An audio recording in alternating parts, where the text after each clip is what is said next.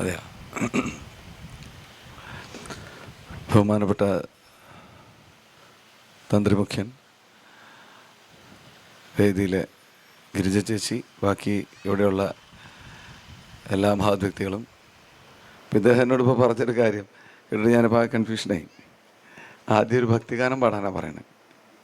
പാടിയിട്ട് തുടങ്ങി അദ്ദേഹത്തിന് സൗകര്യമായിരിക്കും തോന്നുന്നു അല്ലേ? അപ്പോൾ ഞാൻ കുറച്ച് സംസാരിച്ചിട്ട് പാടിയ പോരെ? ആദ്യം പാടിക്കോ, അതാ നല്ലതെന്ന് അദ്ദേഹം പറയണത്.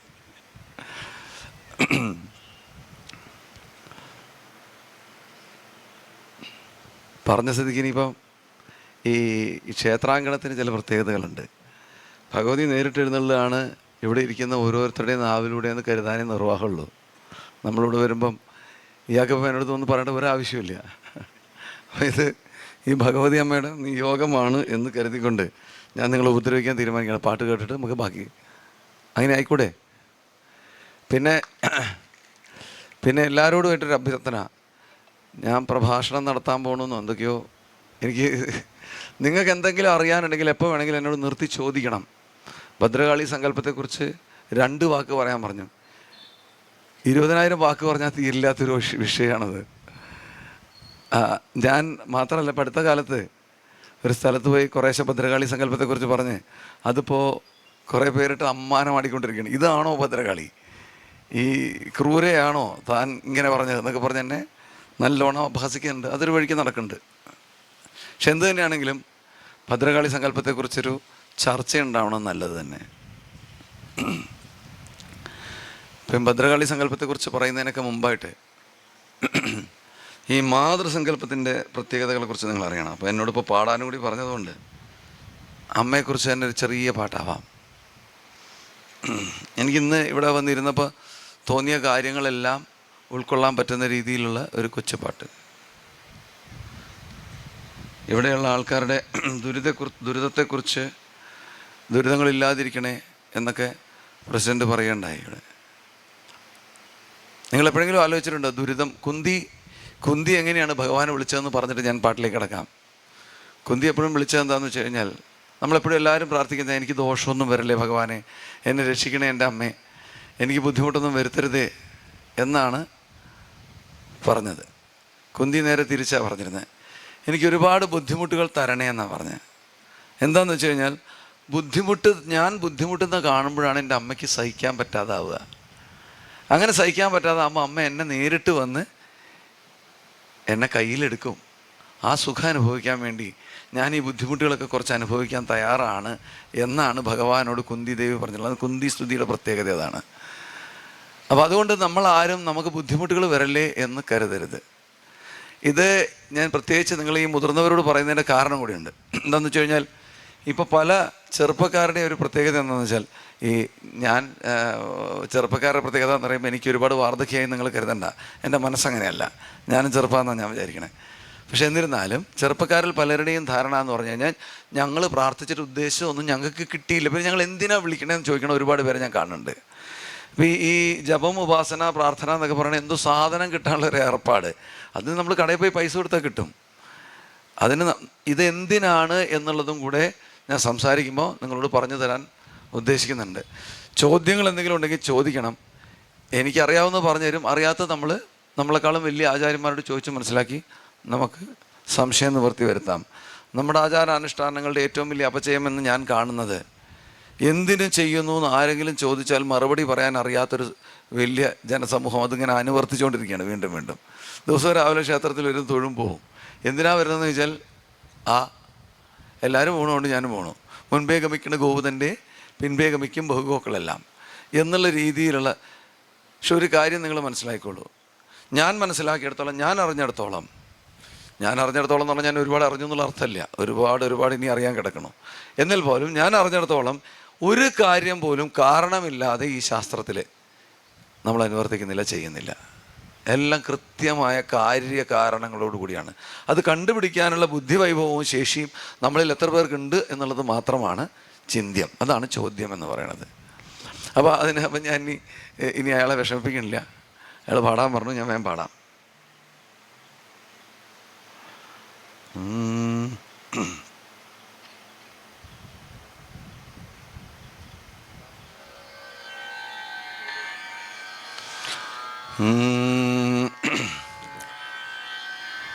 പരവശമാണെൻ ഹൃദയം ജനനീ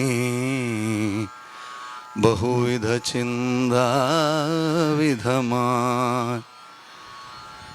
പരവശമാണെൻ ഹൃദയം ജനനീ ബഹുവിധ ചിന്താവിധമായി. പരവശമാണെൻ ഹൃദയം ജനനീ ബഹുവിധ ചിന്താവിധമായി. അരുതരുതിനിയും വിളംബമരുതി അഗതി തൻ ശരണാഗതിക്കായി. അഗതി തൻ ശരണാഗതിക്കായി. പരവശമാണെൻ ഹൃദയം ജനനീ ബഹുവിധ ചിന്താവിധമായി. അലകടൽ നടുവിൽ അഗാധതയിൽ അശരണനാണെന്നറിയൂ. അലകടൽ നടുവിൽ അഗാധതയിൽ അശരണനാണെന്നറിയൂ. അശ്രുലയമിഴികൾക്കാശ്രയമരുളാൻ. അശ്രുലയമിഴികൾക്കാശ്രയമരുളാൻ വിശ്രുത നയനേ വരുമോ. വിശ്രുത നയനേ വരുമോ. പരവശമാണെൻ ഹൃദയം ജനനീ ബഹുവിധ ചിന്താവിധമായി. അരുതരുതിനിയും വിളംബമരുതി അഗതി തൻ ശരണാഗതിക്കായി. അഗതി തൻ ശരണാഗതിക്കായി. നിരവധി ദുരിത തിരകളുയർന്നിൽ ഹൃദയം നിബടിതമല്ലോ. നിരവധി ദുരിത തിരകളുയർന്നിൽ ഹൃദയം നിബടിതമല്ലോ. പിടയുകയാണീ അഗ്നിസമുദ്രേ മറുകര കാണാതിനിയും നിൻ പദമലർ കാണാതിനിയും. പിടയുകയാണീ അഗ്നിസമുദ്രേ മറുകര കാണാതിനിയും നിൻ പദമലർ കാണാതിനിയും. പരവശമാണെൻ ഹൃദയം ജനനീ ബഹുവിധ ചിന്താവിധമായി. അരുതരുതിനിയും വിളംബമരുതി അഗതി തൻ ശരണാഗതിക്കായി. അഗതി തൻ ശരണാഗതിക്കായി. പരവശമാണെൻ ഹൃദയം ജനനീ ബഹുവിധ ചിന്താവിധമായി.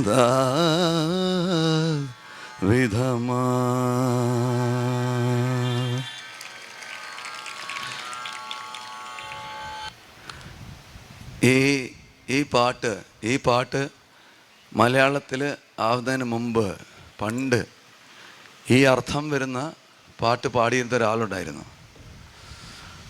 അദ്ദേഹത്തിൻ്റെ പേരായിരുന്നു ശ്രീരാമകൃഷ്ണ പരമഹംസ എന്ന്. അദ്ദേഹത്തിൻ്റെ ഭാഷയിൽ ബംഗാളിയിൽ എന്തൊക്കെയോ പറഞ്ഞ് കാളിയെടുത്ത് ഭ്രാന്ത് പറഞ്ഞ് അമ്മയെ കാണാൻ എനിക്ക് വയ്യ, എനിക്കിനി ഇരിക്കാൻ വയ്യ അമ്മയെ കാണാതെ എന്ന് പറഞ്ഞ് അദ്ദേഹം ദീനം നിലവിളിച്ചിട്ട് കാളി പ്രത്യക്ഷയാവുന്ന ഒരു സന്ദർഭം അദ്ദേഹത്തിൻ്റെ ജീവിതത്തിലുണ്ടായിരുന്നു. ഞാനിവിടെ തൊഴുതപ്പോൾ എനിക്കുണ്ടായ എന്താ പറയുക ഓർമ്മകൾ അതെല്ലാമാണ്. അതുകൊണ്ടാണ് ഈ പാട്ട് പാടാൻ തോന്നിയെന്ന് തോന്നുന്നു. എന്തായാലും അയാൾ വന്ന് പറഞ്ഞത് നന്നായി തോന്നുന്നു. ഇപ്പോൾ പാടിക്കഴിഞ്ഞപ്പോൾ നല്ലൊരു സുഖം. അമ്മയടുത്ത് കുറച്ചുകൂടെ ചേർന്ന് നിൽക്കുന്ന ഒരു പ്രതീതി, അമ്മ എന്നെ ചേർത്ത് നിർത്തിയ ഒരു പ്രതീതി. ഈ കാവ് എന്നുള്ള സങ്കല്പം ക്ഷേത്രം എന്നാണ് നമ്മളിപ്പോൾ പറയുന്നത്. ഈ കാവെന്ന് പറയുന്നത്, ഞാൻ നിങ്ങളോട് പറയുന്നു, ഇതല്ല കാവ്, ഇത്രയല്ല കാവ്. കാവ് വലുതാണ്. കാവെന്ന് പറഞ്ഞാൽ മരക്കൂട്ടം, ഒരുപാട് മരങ്ങളുടെ കൂട്ടം എന്നാണ് ആംഗലേയ ഭാഷയിൽ അതിനുള്ള തർജ്ജമ. മരങ്ങളുടെ കൂട്ടം. ഇവിടെ നിന്ന് പറഞ്ഞാൽ മരങ്ങളൊക്കെ വൃത്തിയാക്കി വെച്ചിരിക്കുന്ന സ്ഥലമാണ് നമ്മൾ ക്ഷേത്രം എന്ന് പറയുന്നത്. എന്ന് പറഞ്ഞാൽ അതിനർത്ഥം എന്താണ്? ഇത് കാവെന്ന് വിളിക്കപ്പെട്ടിരുന്നൊരു കാലത്ത് ഇവിടെ വിസ്തൃതമായി മരക്കൂട്ടം മരങ്ങളാൽ നിബിഡമായിരുന്നു എന്നാണ്. അപ്പം മരങ്ങളാൽ മാത്രമായിരുന്നു നിബിഡം, മരങ്ങളാൽ മാത്രമായിരുന്നു എന്ന് വെച്ചാൽ അല്ല. ഒരുപാട് ചൈതന്യ സങ്കല്പങ്ങളും ദേവതാരൂപങ്ങളും ആ മരങ്ങൾക്കിടയിലുണ്ടായിരുന്നു. ആ ചൈതന്യ സങ്കല്പങ്ങൾക്ക് കൊടുത്തിരുന്ന നേദ്യങ്ങൾ പല ഇനമായിരുന്നു, പല തരത്തിലായിരുന്നു. അതെല്ലാം ഇപ്പോൾ നമ്മുടെ പിൽക്കാലത്ത് വന്ന് നമ്മൾ ക്ഷേത്രസങ്കല്പം രൂഢമൂലമാവുന്ന കാലത്ത് നമ്മൾ തന്ത്രി വരുന്നത്. അപ്പം നേരത്തെ പ്രസിഡൻറ്റ് പറഞ്ഞൊരു കാര്യത്തിൽ ചെറിയൊരു തിരുത്തി ഞാൻ വരുത്തിക്കൊള്ളട്ടെ. അങ്ങ് തന്ത്രിയെ സ്വാഗതം ചെയ്തു. തന്ത്രിയാണ് പിതാവ്, സ്വന്തം അച്ഛനെ സ്വാഗതം ചെയ്യാൻ പാടില്ല. ദേവതയുടെ ക്ഷേത്രസങ്കല്പ മൂർത്തിയുടെ ആ മൂർത്തിയുടെ പിതാവിൻ്റെ സ്ഥാനമാണ് ആർക്ക്? തന്ത്രിക്ക്. അദ്ദേഹത്തിൻ്റെതാണിതെല്ലാം. അദ്ദേഹമാണ് ഇവിടുത്തെ കാര്യങ്ങൾ തീരുമാനിക്കേണ്ടത്. ഇവിടെ എന്ത് ഇടത്തോട്ട് പോകണോ വലത്തോട്ട് പോകണോ, എപ്പം വേണം, എല്ലാം. ഉത്സവം എങ്ങനെ, ബലി എങ്ങനെ, ശ്രീഭൂത ബലി വേണോ വേണ്ടയോ, എങ്ങനെ വേണം, എല്ലാം തീരുമാനിക്കേണ്ടത് ആരാണ്? തന്ത്രിപ്രവരനാണ്. അപ്പം അദ്ദേഹത്തിൻ്റെ കാരുണ്യം കൊണ്ടാണ് നമ്മളെല്ലാവരും കൂടി ഇരിക്കുന്നത് പോലും എന്നുള്ളത് മറന്നു പോകരുത്. അപ്പം അദ്ദേഹം ഈ ക്ഷേത്രത്തിൻ്റെ നാഥനാണ്. കാരണം ഞാനിതൊക്കെ എടുത്ത് പറയാൻ കാര്യം എന്താണെന്നറിയോ? നമ്മൾ പലപ്പോഴും തന്ത്രി വന്നു പോയി എന്നൊക്കെ ഇങ്ങനെ വെറുതെ പറയണ കേൾക്കാം ക്ഷേത്രങ്ങളിൽ. തന്ത്രി ആരാന്ന് ഈ ചോദിച്ചാൽ അറിയില്ല. തന്ത്രിയുടെ പ്രാധാന്യം എന്താണെന്ന് വെച്ചാൽ അറിയില്ല. നമ്മുടെ ഈ ഇന്നത്തെ കാലത്ത് ദേവസ്വം ബോർഡൊക്കെ ചെയ്യണ ഒരു എന്താ പറയുക തെറ്റ് എന്ന് പറഞ്ഞാൽ, ഈ തന്ത്രിമാർക്ക് പ്രാധാന്യം കൊടുക്കേണ്ട രീതി എന്താണെന്ന് ആർക്കും അറിയില്ല. അവരുടെ തീരുമാനം, തന്ത്രിമാരാണ് ഈ സമൂഹത്തിൻ്റെ പരിഷ്കർത്താക്കൾ. ക്ഷേത്രം വഴി ഒരു ദേശത്തിനുണ്ടാവുന്ന ഔന്നത്യത്തിനും ഔദ്ധത്യത്തിനും വളർച്ചയ്ക്കും എല്ലാം കാരണഭൂതരായിരിക്കുന്നവരാണ് ആ തന്ത്രിമാരാണ് എന്ന് മറന്നു പോകരുത്. അതുകൊണ്ട് തന്ത്രിയെ സ്വാഗതം ചെയ്യാന്ന് പറഞ്ഞു കഴിഞ്ഞിട്ടുണ്ടെങ്കിൽ ഇവിടുത്തെ ആൾക്കാർ ഞങ്ങളൊക്കെയാണ്, തന്ത്രി പുറത്തുള്ള ആളാന്നുള്ളൊരു വ്യംഗ്യം അവിടെ വന്നു. അത് ശരിയല്ല എന്ന് പറയാൻ വേണ്ടിയിട്ടാണ് ഞാൻ തിരുത്തിയത്, പൊറുക്കണം. അപ്പം അദ്ദേഹമാണ് ഇവിടുത്തെ നാഥൻ. പിന്നെ ഇനി എന്നെക്കുറിച്ച് പറഞ്ഞ കുറച്ച് കാര്യങ്ങളെക്കുറിച്ച് എനിക്ക് എന്തെങ്കിലുമൊക്കെ ഒന്ന് പറയാതിരുന്നാൽ എനിക്ക് മനസ്സമാനം കിട്ടില്ല. ഞാൻ വളരെ മിടുക്കനാന്നൊക്കെ പറഞ്ഞു കേട്ടിട്ട് നല്ല ചിരി വന്നു. കാരണം എന്താണെന്ന് വെച്ച് കഴിഞ്ഞാൽ, പണ്ട് തന്ത്രവിദ്യ പഠിക്കാൻ പോകുന്ന സമയത്ത് നമ്മുടെ ഗുരുനാഥൻ നമുക്ക് പലതും പറഞ്ഞു തരും. അപ്പം അതിൽ സൗന്ദര്യലഹരിയിലൊരു പ്രത്യേക ശ്ലോകം, ആ ശ്ലോകം അന്ന് നമ്മുടെ ഈ കൗമാരകാലത്താണ് നമ്മളിത് അറിയുന്നത്. അപ്പം അന്ന് നമുക്ക് എന്താ പറയുക, സ്ത്രീകളോടൊക്കെ വലിയ താല്പര്യമൊക്കെ ഉണ്ടാവുന്ന ഒരു പ്രായമാണല്ലോ അത്, കൗമാരമല്ലേ. അപ്പം അന്ന് ഒരു ശ്ലോകം ഉണ്ടാകുന്നത് ഞാൻ നിങ്ങൾക്ക് വേണ്ടി ചൊല്ലിക്കോട്ടെ. സൗന്ദര്യലഹരിയിലെ ശ്ലോകമാണ്: നരം വർഷീയാംസം നയനവിരസം നർമ്മസുജടം. നരം വർഷീയാംസം നയനവിരസം നർമ്മസുജടം തവാപാങ്കോ ലോകേ പതിതമനുധാവന്തി ശതശഃ ഗളദ്വേണീ ബന്ധാ കുജകുലശ വിശ്രസ്ത സിജയ ഹഠാത്രുട്യത് കാഞ്ചോ വികളിതതുകൂല യുവതയ. ഇതിപ്പോൾ വെറുതെ എന്തോ സംസ്കൃതം എന്നേ നിങ്ങൾക്ക് തോന്നുന്നുണ്ടാവുള്ളൂ. സംസ്കൃത വിദ്വാൻമാരോ വിദുഷികളോ ഈ കൂട്ടത്തിലുണ്ടെങ്കിൽ ചിലപ്പോൾ അവർക്ക് മനസ്സിലായേക്കാം. നരം വർഷീയാംസം, നരം എന്ന് പറഞ്ഞാൽ മനുഷ്യൻ, നരൻ മനുഷ്യൻ. വർഷീയാംസം ഒരുപാട് വർഷമായി പ്രായമായ നരൻ. നയനവിരസം, സൗന്ദര്യലഹരിയുടെ ആഴം നിങ്ങൾ ആലോചിക്കണം. നയനവിരസം എന്ന് പറഞ്ഞാൽ അയാൾക്ക് സംസ്കൃത പദങ്ങളുടെ പദപ്രയോഗങ്ങളുടെ വിവക്ഷകളുടെയൊക്കെ ഒരു പ്രത്യേകത എന്താണെന്ന് വെച്ചാൽ ഒരർത്ഥമല്ല ഉണ്ടാവുക. നയനവിരസം എന്ന് പറഞ്ഞാൽ കാണാൻ കൊള്ളാത്തവൻ എന്നുള്ള പെട്ടെന്നുള്ള അർത്ഥം. നയനവിരസം, കാണാൻ കൊള്ളില്ല. രണ്ടാമത്തെ ഒരു അർത്ഥം എന്താ വെച്ചാൽ അയാളുടെ കണ്ണുകൾ വിരസമാണ്, കണ്ണുകൾക്ക് തിളക്കം. പുരുഷ സൗന്ദര്യ ലക്ഷണം എന്താണെന്ന് ചോദിച്ചു കഴിഞ്ഞാൽ പറയേണ്ടത് എന്താണെന്ന് വെച്ചാൽ കണ്ണിന് തിളക്കമുള്ളവനാണ് ഉത്തമ പുരുഷൻ എന്നാണ്. കണ്ണുകൾക്ക് നല്ല തിളക്കം ഉണ്ടാവുന്ന തീക്ഷ്ണമായ ദൃഷ്ടി. അപ്പോൾ അതില്ല ഇയാൾക്ക്. നയനവിരസം, അയാളുടെ കണ്ണുകൾക്ക് ഭംഗിയുമില്ല, അയാൾക്ക് കാണാനായിട്ടൊരു ഒന്നും കാണാനുള്ള താല്പര്യമില്ല. നയനവിരസം നർമ്മസു ജഡം, അതാണ് അടുത്ത വിശേഷം. എന്താണ് നർമ്മസു ജഡം? നർമ്മം പറയാനും അറിയില്ല, ജഡമാണ്. നർമ്മം കേട്ടാൽ ചിരിക്കില്ല. അപ്പം നിങ്ങളിനി ഇവിടെ ഇരിക്കുന്ന സ്ത്രീജനങ്ങളൊക്കെ ഒന്ന് ആലോചിച്ച് നോക്കുക. നിങ്ങൾക്ക് ഏത് തരത്തിലുള്ള പുരുഷന്മാരോട് സംസാരിക്കാനാണ് താല്പര്യം? നർമ്മമൊക്കെ പറയണം, തമാശയൊക്കെ പറയും. നല്ല തമാശക്കാരനാട്ടോ. ഒരുപാട് സ്ത്രീകൾ പറയണത് കേട്ടിട്ടുണ്ട്. പുരുഷന്മാരും പറയും. നല്ല തമാശ പറയുന്ന ആൾക്കാരെ കേട്ട് കഴിഞ്ഞാൽ നമുക്കൊരു താല്പര്യമാണ് അവരോട് സംസാരിക്കാൻ. അപ്പം നർമ്മം വേണം. നർമ്മത്തിൻ്റെ കാര്യത്തിൽ ജഡം. നയനവിരസം, കണ്ണുകൾക്ക് തിളക്കമില്ല. കാണുന്നതിലും അയാൾക്ക് തിളക്കമില്ല. അയാളുടെ കണ്ണ് കാണാനും തിളക്കമില്ല. തിളക്കമുള്ളതൊന്നും ഭംഗിയുള്ളതൊന്നും കണ്ടാലിട്ട് പറയാനോട്ട് അറിയില്ല. ഇപ്പം എൻ്റെ ഭാര്യ ഇടയ്ക്കിടയ്ക്ക് നല്ല സാരി കൊടുത്തിട്ട് ഇറങ്ങും. അപ്പം ഞാൻ അഭിപ്രായമൊന്നും പറയാൻ, എന്തിനപ്പം ഞാൻ ഇത് കൊടുത്തേ എന്നേക്കും. അപ്പം നമ്മളൊരു അഭിപ്രായം പറയണം. അപ്പം എന്താ? കണ്ടാൽ സൗന്ദര്യമുള്ളത് കണ്ടാൽ തിരിച്ചറിയണം. ഇതൊക്കെയാണ് പുരുഷൻ്റെ സൗന്ദര്യ ലക്ഷണം. ഇതെല്ലാം വിപരീതമായിട്ടുള്ള ഒരു പ്രായമുള്ളൊരു വ്യക്തിയാണെന്ന് കരുതുക. ഇതാണ് ഇതിൻ്റെ അർത്ഥം. നരം വർഷീയാംസം നയനവിരസം നർമ്മസു ജഡം. അത് കഴിഞ്ഞാൽ എന്താ ഉണ്ടാവണേ? തവാപാങ്കാലോകേ, ലോകത്തിൽ നിൻ്റെ ദൃഷ്ടി പതിഞ്ഞാൽ, അവനിൽ നിൻ്റെ ദൃഷ്ടി പതിഞ്ഞാൽ, തവാപാങ്കാലോകേ പതിതമനുധാവന്തി ശതശഃ, ശതശം നൂറുകണക്കിന് ആൾക്കാർ അങ്ങനെയുള്ള ആളുടെ പുറകെ ഓടും എന്നാണ്. പതിതമനുധാവന്തി ശതശഃ. ദേവിയുടെ ദൃഷ്ടി ഒന്ന് പതിഞ്ഞാൽ, ഇങ്ങനെയുള്ളവനാണെങ്കിൽ പോലും, എങ്ങനെയുള്ളവൻ?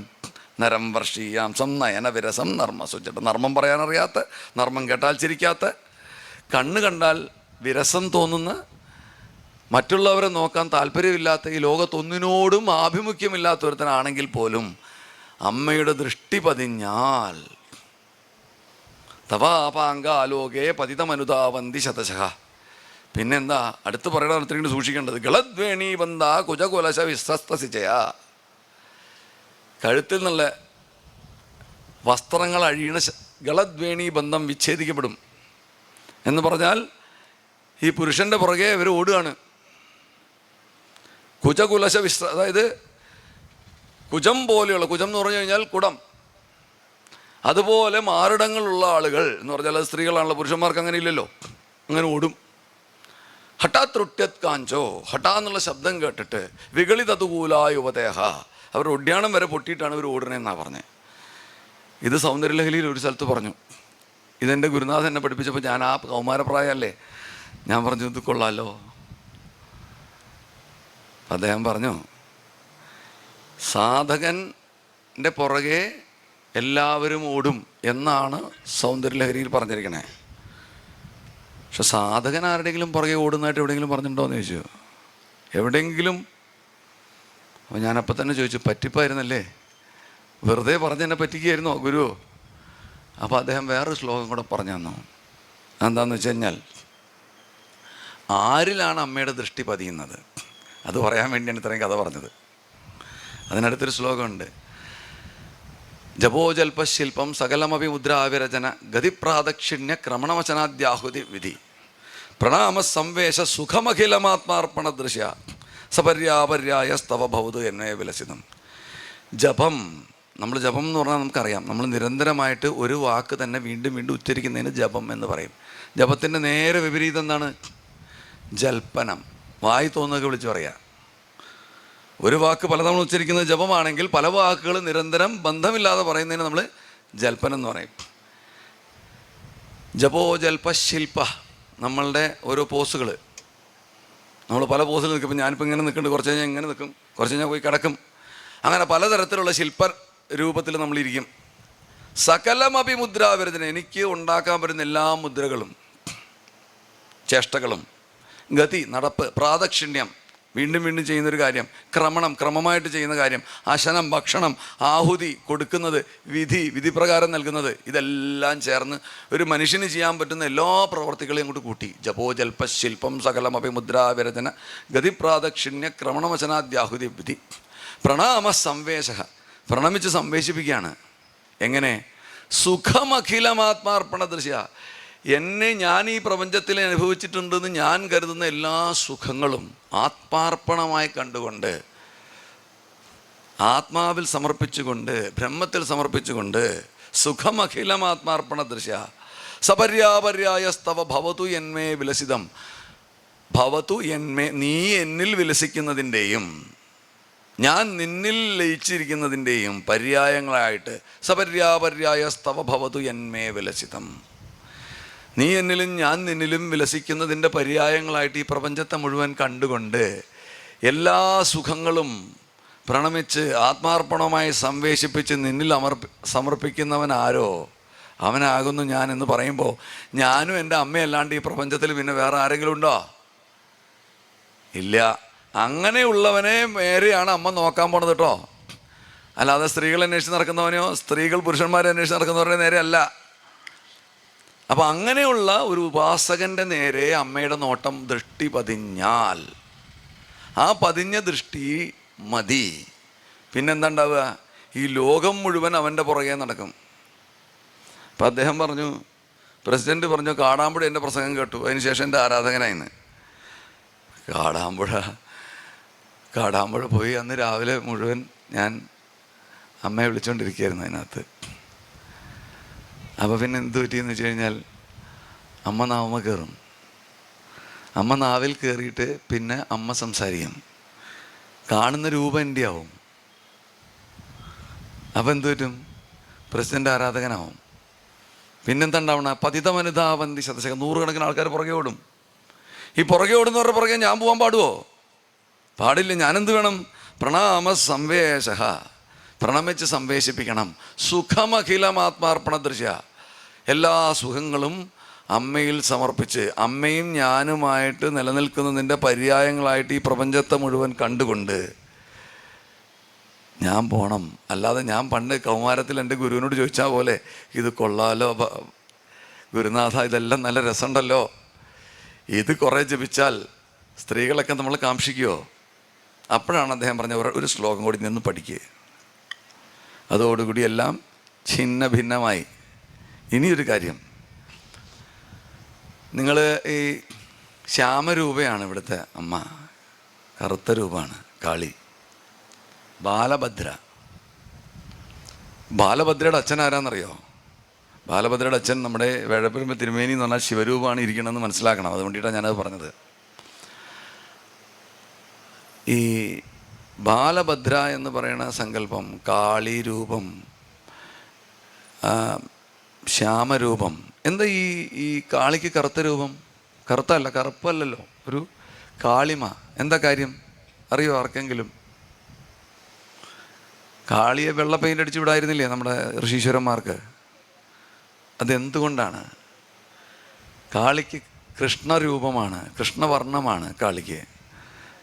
എന്താ കാര്യം എന്ന് ചോദിച്ചാൽ, ഈ ചോദ്യം പണ്ട് വിവേകാനന്ദ സ്വാമികൾ ഒരു സ്കൂളിൽ ചെന്നിട്ട് അവിടെ സ്കൂളിൽ ചോദിക്കേണ്ടത്, എന്തുകൊണ്ടാണ് കാളിക്കും കൃഷ്ണനും കൃഷ്ണവർണ്ണം, എന്തുകൊണ്ടാണ് ഈ കറുപ്പും നീലയും ചേർന്ന വർണ്ണം? അപ്പോൾ അവിടെ ഒരു 6 വയസ്സുള്ളൊരു ബാലൻ എഴുന്നേറ്റെന്ന് മറുപടി പറഞ്ഞു, ഈ പ്രപഞ്ചത്തിൽ അനന്തമായതിനെല്ലാത്തിനും കൃഷ്ണവർണ്ണമാണ്. ആകാശ നീലിമ, സാഗരം, കടലും ആഴത്തിൽ കിടക്കുന്ന എല്ലാത്തിനും കൃഷ്ണവർണ്ണമാണ്. അതുകൊണ്ട് അനന്തമായ സങ്കല്പങ്ങൾക്കെല്ലാം നമ്മൾ കൃഷ്ണവർണ്ണം കൊടുത്തിരിക്കുന്നു എന്നൊരു 6 വയസ്സുകാരൻ പറഞ്ഞു. ആ 6 വയസ്സുകാരൻ ആരായിരുന്നു നിങ്ങൾക്കറിയോ? പിന്നീട് ഇന്ത്യൻ പ്രസിഡൻ്റായ സർവേപ്പള്ളി രാധാകൃഷ്ണനായിരുന്നു അദ്ദേഹം. ഇതാണ് അതിൻ്റെ അന്തസത്ത. അനന്തമാണിയമ്മ, അനന്തമായതിന് ശ്യാമവർണ്ണം. അപ്പം കറുത്തിരിക്കുന്ന അമ്മ എന്ന് നമ്മൾ വിചാരിക്കുക, ഈ കറുത്ത് ക്രൂര എന്ന് പറയുന്നതല്ല. ഈ പ്രപഞ്ചത്തിലുള്ള എല്ലാ അനന്തമായ സങ്കല്പങ്ങളുടെയും ഏറ്റവും ഉദാത്തമായ ആ സങ്കല്പത്തിന് നമ്മൾ കൃഷ്ണവർണ്ണം കൊടുത്തിരിക്കുന്നത് അതുകൊണ്ടാണ്. ഇനി ഈ കൃഷ്ണവർണ്ണം കൊടുത്തിരിക്കുന്ന ഭദ്രകാളി സങ്കല്പത്തെക്കുറിച്ച് ഞാൻ വേറൊരിടത്ത് ഞാൻ പറഞ്ഞു. അതൊന്ന് കുറച്ച് പറയാം. ഇനി വീണ്ടും പറഞ്ഞെനിക്ക് വിവാദം ഉണ്ടാക്കാൻ വയ്യ. ആൾക്കാർ ചീത്ത വിളിക്കുന്നതുകൊണ്ട് എന്തെങ്കിലും കുഴപ്പമുണ്ടോ? നമ്മളെ ആൾക്കാർ പുകഴ്ത്തുന്നതാണോ ഇകഴ്ത്തുന്നതാണോ നിങ്ങൾക്കിഷ്ടം? നിങ്ങൾക്കെല്ലാവർക്കും, എല്ലാ മനുഷ്യർക്കും എല്ലാവരെക്കുറിച്ചും ഇപ്പം ഞാനിങ്ങനെയൊക്കെ പറഞ്ഞു ഒക്കെ ഉണ്ടായാലും പ്രസിഡന്റ് എന്നെ പുകഴ്ത്തുമ്പോൾ എനിക്ക് സുഖമാണ്, ഒരു നല്ല സുഖം. അപ്പോൾ ആരെ പുകഴ്ത്തിയാലും പുകഴ്ത്തുന്ന കേൾക്കാൻ മനുഷ്യർക്ക് ഇഷ്ടവും ഇകഴ്ത്തുന്ന കേൾക്കാൻ താല്പര്യക്കുറവുമുണ്ട്. മനുഷ്യന്മാരുടെ പൊതുവായിട്ടുള്ള സ്വഭാവമാണ്. പക്ഷെ അങ്ങനെയല്ല അത്ര വേണ്ടത്. എങ്ങനെയാണ് പിന്നെ വേണ്ടത്? എല്ലാം ഒരുപോലെ കാണണം. സുഖദുഃഖേ സമീകത്വ ലാഭാലാഭോ ജയാജയോ തഥോ യുദ്ധായ യുജ്യസ്വനൈവം പാപമവാപ്സ്യസി എന്നാണ്. സുഖവും ദുഃഖവും ഒരുപോലെ കാണണം എന്നാണ് ഭഗവാൻ പറഞ്ഞേക്കുന്നത്. അപ്പോൾ സുഖവും ദുഃഖവും എങ്ങനെ ഒരുപോലെ കാണാം? സുഖമാകുമ്പോൾ നല്ല സുഖമല്ലേ, ദുഃഖമാകുമ്പോൾ സുഖമാണോ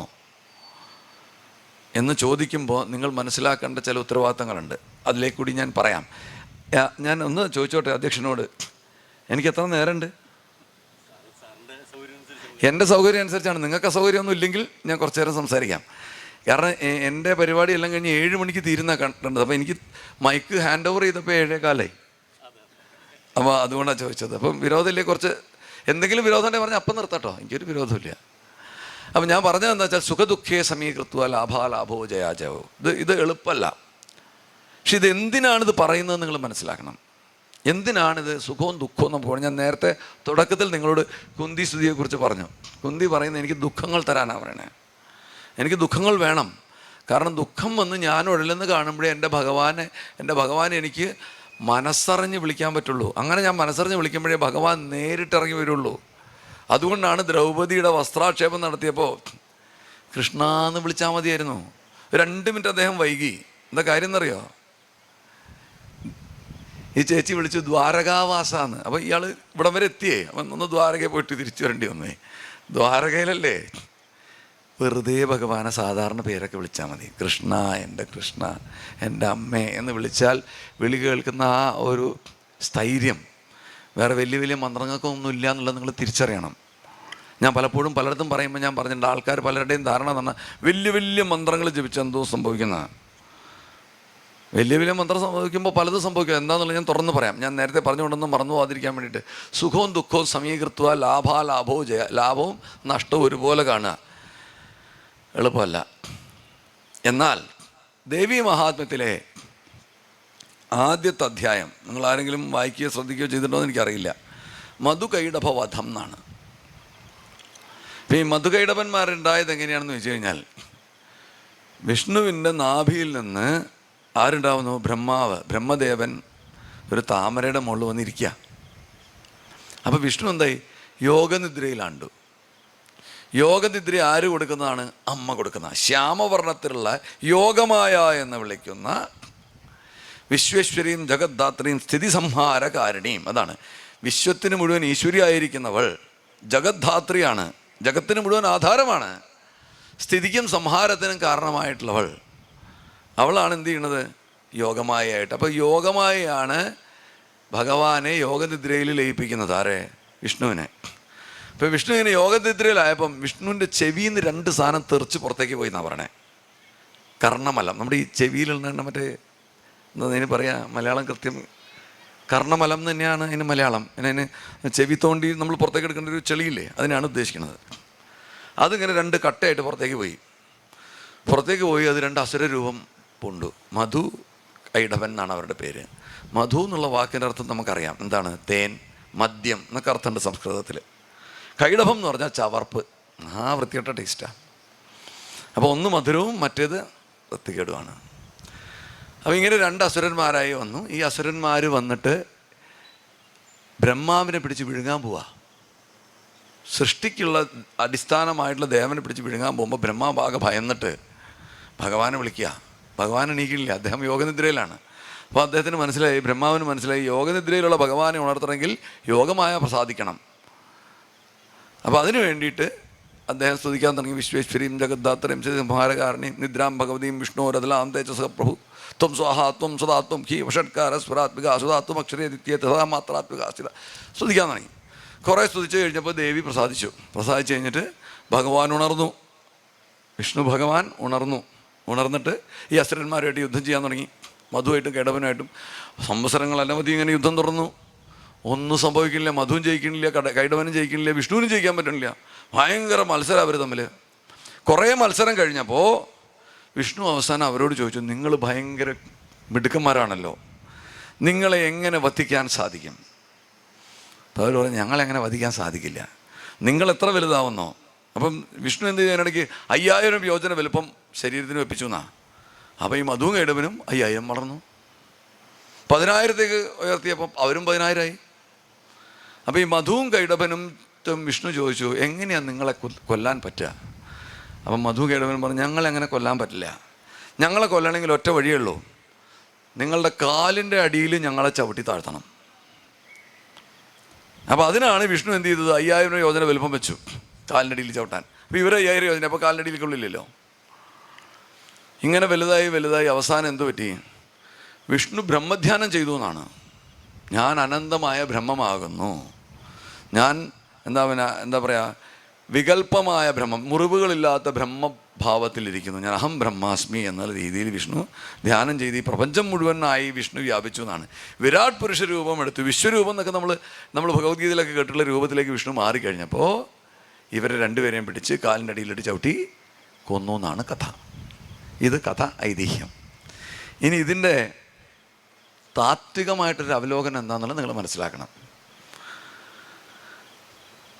വിഷ്ണുവിൻ്റെ ചെവിയിൽ നിന്ന് വെളിയിലേക്ക് തെറിച്ച കർണമലം എന്ന് പറയണത് നമ്മുടെ ചെവിയിൽ വന്ന് വീഴുന്ന പുകഴ്ത്തലാണ്, ഇകഴ്ത്തൽ. 2 സാധനമാണ് നമ്മൾ കേൾക്കുക ദിവസവും.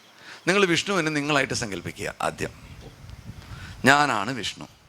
ഇപ്പോൾ രാവിലെ എഴുന്നേൽക്കുമ്പം എന്നോടൊരാൾ വന്ന് പറയും, ഓ ഇന്നും നല്ല പ്രസാദം ഉണ്ടല്ലോ മുഖത്ത് എന്ന് പറയുമ്പം അത് മധു. ഓ എഴുന്നേറ്റ് വന്ന ഉടനെ വായുനാറ്റം കൊണ്ട് സഹിക്കാൻ പറ്റില്ല എന്ന് പറഞ്ഞു കഴിഞ്ഞാൽ കൈടഭൻ. മനസ്സിലായോ? അപ്പം മധുവുണ്ട്, കൈടഭനുണ്ട്. ഇത് നിരന്തരം നമ്മുടെ ജീവിതത്തിൽ കയറി ഇറങ്ങിക്കൊണ്ടിരിക്കുകയാണ്. ഇപ്പം വിഷ്ണുവിൻ്റെ ചെവിയിൽ നിന്ന് വെളിയിലേക്ക് തെറിച്ച കർണമലം എന്ന് പറയുന്ന 2 രൂപമായി, മധുവുമായി കൈടഭനുമായി. ഈ മധുവും കൈടഭനുമാണ് നമ്മുടെ അഹങ്കാരത്തിനെ ജ്വലിപ്പിച്ച് നിർത്തണത്. അപ്പം നമ്മൾ എന്ത് ചെയ്യും? നമുക്ക് ഈ കൈടഭം ഇഷ്ടമല്ല. അപ്പോൾ നമ്മൾ എന്ത് ചെയ്യും? കൈടഭം ഉള്ളിടത്തേക്ക് നമ്മൾ പോവില്ല. അപ്പം നമ്മൾ എന്ത് ചോദിച്ചാൽ പ്രസിഡൻറ്റിനോട് ഞാൻ രഹസ്യമായിട്ട് പറയും, എന്നെ കുറച്ച് കൂടുതൽ പുകഴ്ത്തിക്കൊള്ളൂ കേട്ടോ, ആൾക്കാരുടെ മുമ്പിൽ ഞാനൊന്ന് വിജൃംഭിക്കട്ടെ. ഞാൻ പറയില്ല ഒരിക്കലും ഏത് എന്നെ ഒന്ന് താഴ്ത്തിക്കെട്ടി പറയൂ എന്ന് ഞാൻ പറയില്ല, പറയാൻ എനിക്ക് സാധിക്കില്ല. അപ്പം കൈടഭനെ നമുക്ക് വേണ്ട, മധു നമുക്ക് വേണം. പക്ഷെ മധു ആയാലും കൈടഭനായാലും ഇപ്പം നമ്മളിപ്പോൾ ഒരാളെ ഇന്ന് രാവിലെ ഞാൻ ഒരാളെ വഴക്ക് പറഞ്ഞത് ഇത്തിരി പരസ്യമായിപ്പോയി. 4-5 ആൾക്കാരെ മുമ്പിൽ വെച്ചാൽ പറഞ്ഞത്. പുറമെ അയാൾക്ക് വിഷമായി, അയാളിങ്ങനെ തീക്ഷ്ണമായി എന്നെ നോക്കി പിണങ്ങിപ്പോയി. അപ്പോൾ ഞാൻ പിന്നീട് ചോദിച്ചു എന്തിനാണാവോ താങ്കൾ പിണങ്ങിയത്? അപ്പോൾ എന്നെ എന്തിനാ മറ്റുള്ളവരുടെ മുമ്പിൽ മോശമാക്കി സംസാരിച്ചത്? അപ്പോൾ എന്തെങ്കിലും ഇനി അഥവാ പറയാണ്ടെങ്കിൽ എന്നോട് ഒറ്റയ്ക്ക് പറഞ്ഞാൽ പോരെ, നാട്ടുകാരെ അറിയിക്കണോ എന്ന് ചോദിക്കുന്നതിൻ്റെ അർത്ഥം എന്താണ്? ഞാൻ യഥാർത്ഥത്തിൽ ഇങ്ങനെയൊന്നും അല്ല. നീ ആണെങ്കിൽ തന്നെ പുറത്തു പറയാൻ പാടില്ല, എനിക്കത് കേൾക്കാൻ ഇഷ്ടമല്ല. അപ്പം ഈ മധുവും കൈടഭനും നമ്മുടെ പുകഴ്ത്തലും ഇകഴ്ത്തലും നമ്മളിങ്ങനെ കേട്ട് നമ്മളുടെ ഈഗോ ഇങ്ങനെ വർദ്ധിച്ചുകൊണ്ടിരിക്കുക, അഹങ്കാരം ഇങ്ങനെ വർദ്ധിച്ചുകൊണ്ടിരിക്കുകയാണ്. അപ്പം നമ്മളെന്ത് ചെയ്യും? ഓരോ ദിവസവും നമ്മൾ മധു കൂടുതൽ കിട്ടാൻ വേണ്ടിയിട്ടുള്ള പണികൾ എടുത്തുകൊണ്ടിരിക്കുക. ദിവസവും രാവിലെ എഴുന്നേറ്റ് ഇന്ന് ആരെങ്കിലും എന്നെ ഒന്ന് പുകഴ്ത്തിയാൽ നന്നായിരുന്നു, എൻ്റെ പാട്ട് നന്നായിന്ന് പറഞ്ഞാൽ കൊള്ളാം, അതിന് ഞാൻ എന്ത് വേണം? ഞാൻ 2-3 പേർക്ക് കൂടി യൂട്യൂബിൽ ഇത് ഷെയർ ചെയ്തേക്കാം. അപ്പോൾ അവരൊക്കെ കേട്ടിട്ട് എന്ത് പറയും? ആ സാറ് കിടിലം. അപ്പം ഈ ത്വരയാണ് മനുഷ്യനെ ഇല്ലാതാക്കുന്ന സംഗതി. ഇതാണ് ദേവി മഹാത്മ്യത്തിലെ ആദ്യത്തെ അധ്യായത്തിൻ്റെ അന്തസത്ത. ഇത് വളർന്ന് വലുതാവുമ്പോൾ എന്താണ്ടാവണേ? മധു വലുതാവും, കൈടഭനും. നമ്മൾ ചിന്തിക്കുന്നതനുസരിച്ച് നമ്മുടെ ഈഗോ, ഞാൻ എന്ന ഭാവം വർദ്ധിച്ചുകൊണ്ടേയിരിക്കും. ഇത് വർദ്ധമാനമാവുന്നതനുസരിച്ച് അവരും വർദ്ധിച്ചുകൊണ്ടിരിക്കാതെ മധുവും വർദ്ധിക്കും, കൈടഭനും വർദ്ധിക്കും, നമ്മളും വലുതാവും. നമ്മൾ വിചാരിക്കുന്നത് ഞാൻ വലുതാണ്, ഞാനിപ്പോൾ IPS, ADGP കിടിലം എന്ന് ഞാൻ പറഞ്ഞുകൊണ്ടിരിക്കുകയാണ്. ഇതെന്താണ്? ആരോ പറഞ്ഞു, കുറച്ച് കഴിഞ്ഞാൽ ആരെങ്കിലും പറയും അയാൾ കള്ളൻ, അപ്പോഴും ഞാൻ തന്നെയാണ് വലുതാവണേ. അപ്പം മധു വലുതായാലും കൈടഭം വലുതായാലും ഞാൻ വലുതായിക്കൊണ്ടേയിരിക്കും. ഞാൻ എൻ്റെ അഹങ്കാരം എങ്ങനെ ജ്വലിച്ച് വലുതാവുന്നതനുസരിച്ച് എനിക്കിവരെ കൊല്ലാൻ സാധിക്കില്ല. അപ്പോൾ അവരെന്താ പറയണത്? നിങ്ങൾക്ക് എന്നെ കാലിൻ്റെ അടിയിലിട്ട് ചവിട്ടിത്തേക്കണം. ഇതാണ്. അപ്പോൾ പുകഴ്ത്തലും മികഴ്ത്തലും ഞാൻ വേണ്ടാന്ന് വെക്കണം. എനിക്ക് പുകഴ്ത്തലും കേൾക്കണ്ട, എനിക്ക് എന്നെ താഴ്ത്തി പറയണോ എനിക്ക് കേൾക്കണ്ട, എന്നെ പുകഴ്ത്തണോ എനിക്ക് കേൾക്കണ്ട, എനിക്കൊന്നും കേൾക്കണ്ട, എനിക്ക് എൻ്റെ ഭഗവാൻ മാത്രം മതി. അതാണ് ബ്രഹ്മധ്യാനം ചെയ്യുന്ന മഹാവിഷ്ണു വിരാട് പുരുഷ രൂപത്തിലായി ഞാൻ ഈ പ്രപഞ്ചം മുഴുവൻ വ്യാപിച്ചു നിൽക്കുന്ന ബ്രഹ്മരൂപത്തിലുള്ള ഭഗവാനായി മാറി എന്നുള്ള ബോധ്യം എനിക്ക് വരുന്ന അന്നേ എനിക്ക് എൻ്റെ അഹങ്കാരത്തെ ഇല്ലാതാക്കാൻ പറ്റൂ എന്നുള്ള ആധ്യാത്മിക തത്വത്തിൻ്റെ ഐതിഹ്യവൽക്കരണമാണ് മധുകൈടഭവധം. അത് ചെയ്ത ആളാരാണ്? അത് ഈ ബാലഭദ്ര. ഭദ്രകാളി, യോഗമായ എന്ന് നമ്മൾ വിളിക്കുന്ന അമ്മയാണ് അതിന് ഹേതു.